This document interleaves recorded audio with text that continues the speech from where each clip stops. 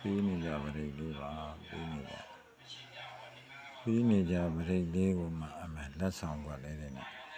လက်ဆောင်ကွက်ကလည်းအများတန်းထွက်တယ်နော်အများတန်းထွက်တယ်ဆိုတော့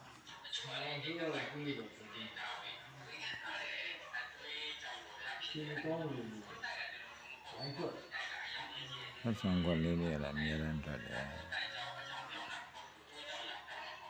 ညပရိတ်ခွန်ပရိတ်ပြန်လိုက်မယ်နော်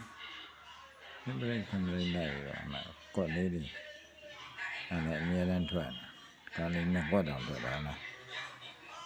အဲ့ပြီးတော့ကြော်ညာလေးကတော့ဖုံးခေါ်ဝယ်ပါနှစ်ကွက်ကောင်းတယ်ဘုမကျော်ထွက်နေမှာလဲဘုမကျော်အင်းငါမကျော်ထွက်တာ